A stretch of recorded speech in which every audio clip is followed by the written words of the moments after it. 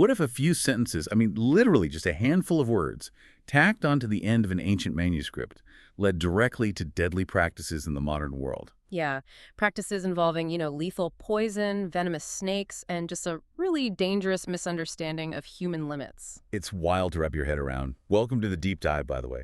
Today, we are unpacking a massive historical anomaly found in Mark chapter 16 of the Bible. Right, we're exploring how a heavily contested manuscript ending actually spawned literal lethal cults. Exactly. And then we're going to flip the narrative entirely to look at a theological framework that takes the crucifixion, an event that's, typically defined by tragedy, and reframes it as a calculated cosmic masterstroke. But before we dive into all that, just a quick note to you, our listener. Today we are dissecting theological texts and the behaviors of fringe religious groups. Yeah, important disclaimer. Right. Our objective here is not to endorse these specific religious viewpoints or take any theological sides. We are simply laying out the fascinating mechanisms, the history, and the very real psychological impacts we found in the source materials. Perfect. So, to really understand the modern danger here, we have to start with the ancient mystery, right? They do. Let's set the scene. It's a Sunday morning in the first century. Three women, Mary Magdalene, Mary the mother of James, and Salome, they are walking to a tomb to anoint a body. Right. Standard burial practices for the time. Yeah. And they arrive expecting to find this massive stone blocking the entrance. But instead, the stone is already rolled away. They step inside the dark tomb, and there's no body. Just a young man dressed in white. Exactly. A young man who tells them not to be alarmed, that the man they're looking for is risen, and that they need to go carry this message forward. I mean, it is the pivotal moment of the entire narrative arc. It is. But then verse 8 delivers this massive screeching halt. The text literally says the women flee the tomb in absolute terror. Yeah, they're bewildered. Right. They are trembling, and they say nothing to anyone because they're just too afraid. And then cut to black. Roll credits. Like a cliffhanger. In the earliest manuscripts we have of the Gospel of Mark, that is the final sentence. It is an incredibly abrupt ending. And to understand how scholars actually know this, we have to look at the science of textual criticism. Which sounds like we're just critiquing a story, but it's way more intense than that. Oh, absolutely. It's the meticulous forensic science of comparing thousands of ancient manuscripts to reconstruct an original document. Right. Through this process, scholars look at the oldest and most authoritative Greek manuscripts in existence, specifically things like the Codex Sinaiticus and the Codex Vaticanus. And those date back to the 4th century. Exactly. And just to clarify for everyone listening, a codex was basically the technological ancestor of the modern book. Yeah, unlike a long continuous scroll, a codex actually had bound pages. Which was a massive innovation for organizing large texts. Precisely. And when you open those 4th century codices to the Gospel of Mark, the text just stops cold at verse 8. Wow. The terrified women running away in silence, that is the definitive end of the page. Yet if you open almost any modern Bible today, Mark doesn't stop there at all. No, it doesn't. You'll find 12 additional verses, verses 9 through 20. Suddenly, the narrative jumps forward. We get appearances to Mary Magdalene, encounters with disciples walking in the country. Right, tying up loose ends. Yeah, and a final meeting where a commission is given to go preach the gospel, accompanied by a list of supernatural signs, and then an ascension into heaven. So how do 12 dense verses just materialize if they aren't in the foundational copies? Well, the academic consensus is that later scribes basically engineered a solution to a psychological problem. A psychological problem. Yeah, think about the human intolerance for unresolved narrative tension. A story dealing with the foundational truth of a burgeoning faith simply couldn't end on a note of ambiguous terror. Oh, yeah, that would be incredibly unsettling for early believers. Exactly. So later scribes essentially compiled a summary of post-resurrection events found in Matthew, Luke, and the book of Acts, and they pasted it onto the end of Mark to provide, theological closure. It's basically the ancient equivalent of a studio-mandated post-credit scene. That is a perfect analogy. Like, imagine going to the theater to see a highly anticipated blockbuster. The tension builds, you hit the climax, and the movie just cuts to black. Test audiences would absolutely riot. They would. They'd feel totally robbed of a resolution. So the studio pieces together deleted footage and voiceovers to give people a neat, triumphant bow before they leave the theater. That's essentially what the scribes did here. That's exactly what they did. And, that desire for closure is completely understandable. You can actually see the fingerprints of this addition in modern translations. Oh, with the brackets, right. Yes, if you look closely at verses 9 through 20 today, they're usually placed in brackets or they have a footnote acknowledging their disputed origin. Okay, but adding a neat bow to a story is one thing. The crisis emerges when that added post-credits scene contains specific instructions that become canonical. Right, meaning they become accepted as official, undeniable law. Yeah, and people begin to risk their actual lives over them. Which brings us to the deadly practices mentioned in the sources. This is where it gets really dark. It does. Let's look at the exact wording in verses 17 and 18. It states that certain signs will accompany those who believe. It says they'll drive out demons, they'll speak in new tongues. Which seems pretty standard for the context. Right. But then it takes a terrifying turn. It says believers will pick up snakes with their hands, and when they drink deadly poison, it will not hurt them at all. And when you take a passage with, frankly, dubious historical origins and strip it of all its broader context to apply a deadly literalism, the results are catastrophic. Yeah, we see this vividly in the snake handlers of the American South. Right. These are typically small, independent congregations that treat Mark 16.18 as an absolute, literal command. They bring highly venomous rattlesnakes and copperheads directly into their worship services. They really do. They hold them up, they drape them over their shoulders, and as a secondary test, they will sometimes consume strychnine or other lethal poisons. Which is just insane to think about. The underlying theology there is a severe test of faith. Basically, if you are a true believer, the venom or the poison is supposed to be rendered completely harmless. I have to push back on the psychology of this, though, because, the venom does kill them. It does, frequently. Over the decades, dozens of pastors and congregants have died. These agonizing deaths right in front of their families.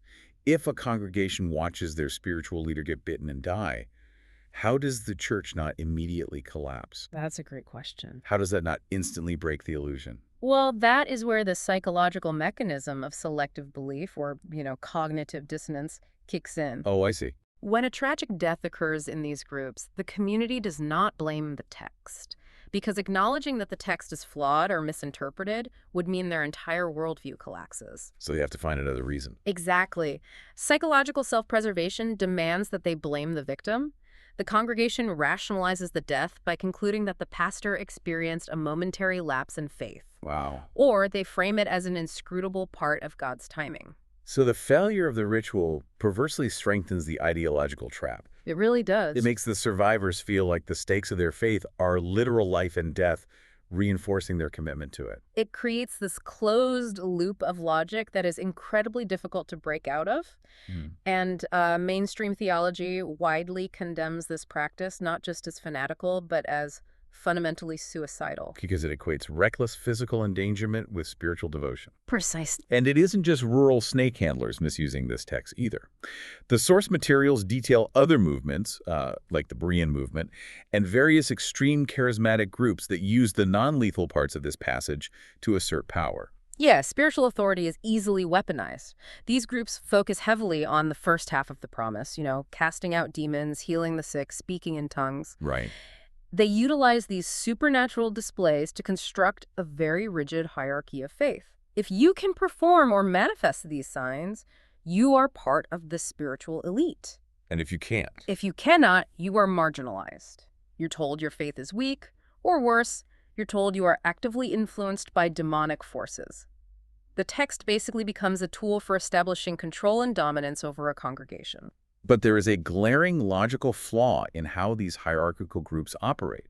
It's a concept known as selective obedience. Oh, absolutely. They love the theatricality of speaking in tongues or staging dramatic exorcisms. It plays incredibly well to an audience. It's very performative. But they conveniently skip the strychnine.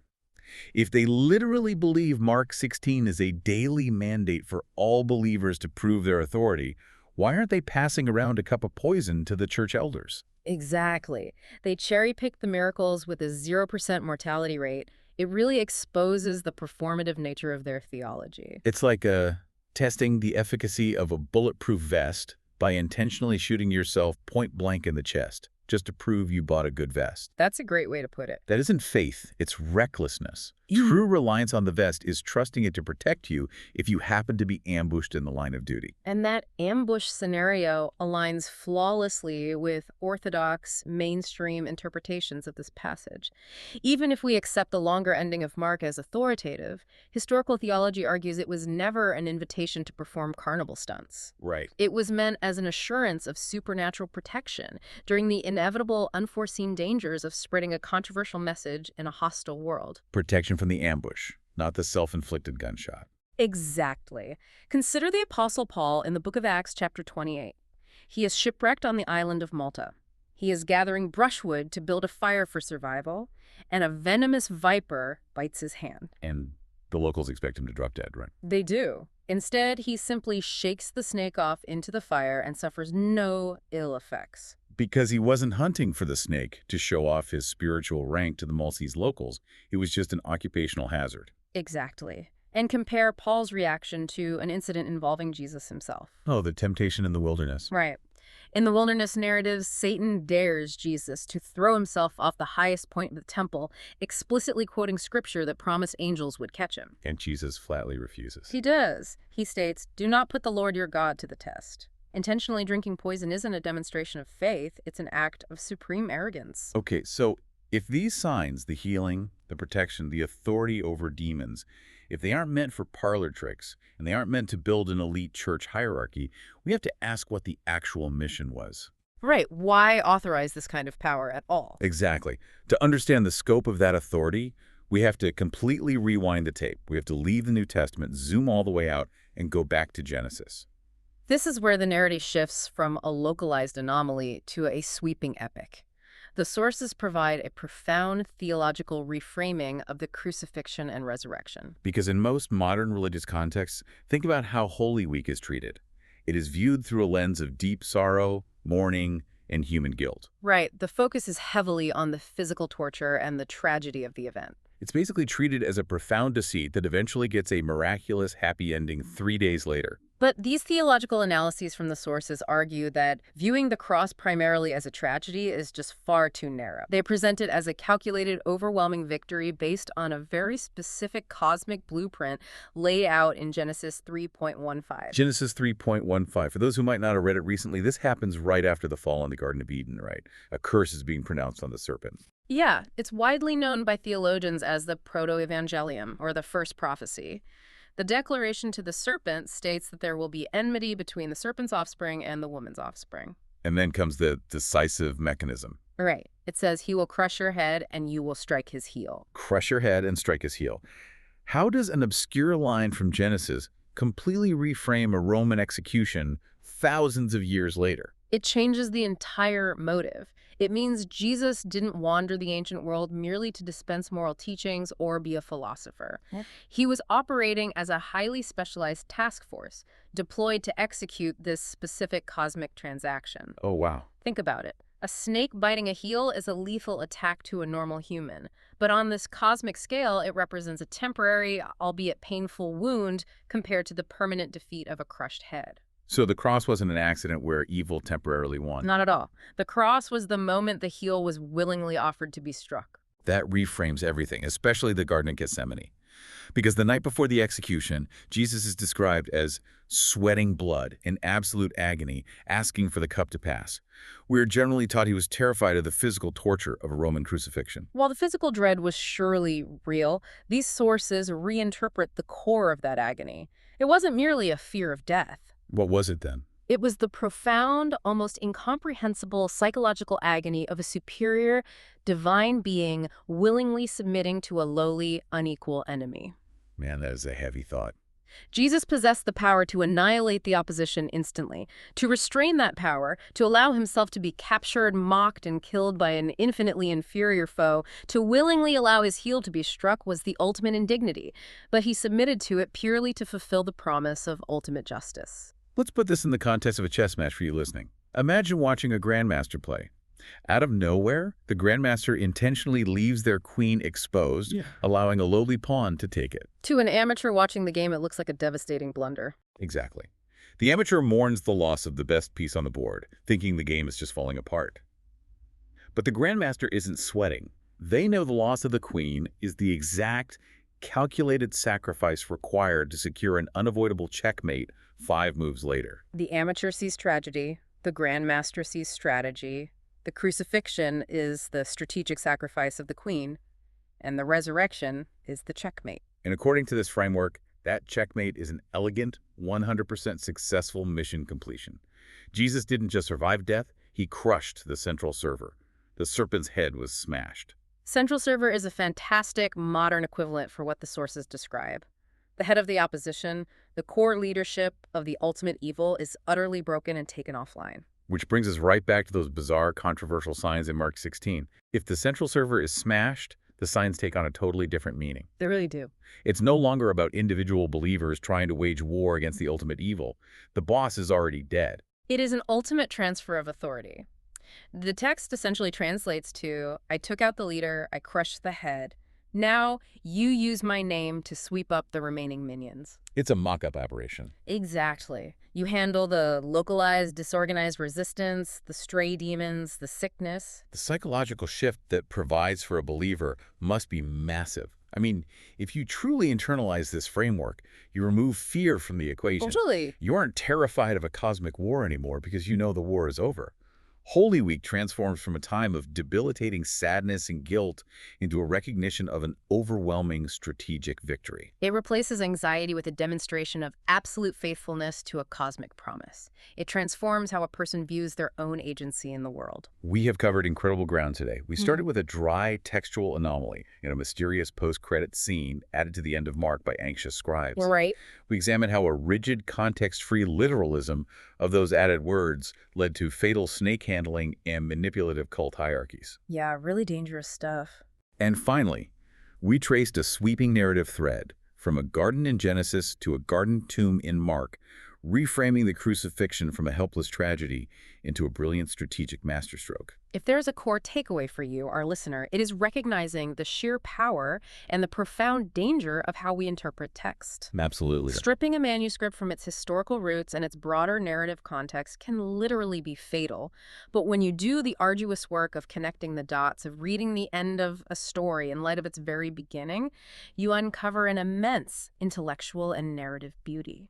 It transforms scattered, confusing ancient rules into a cohesive, sweeping epic. It changes the entire landscape of the story. It really does. And I want to leave you with one final thought to mull over today. If we adopt this theological framework, the idea that the ultimate battle is already won, the central server is smashed, and the boss is definitively defeated, how much of the daily anxiety you carry around is just you exhausting yourself by fighting minions that you actually have the power to easily dismiss? That is a phenomenal question to leave on. Until next time, keep diving deep.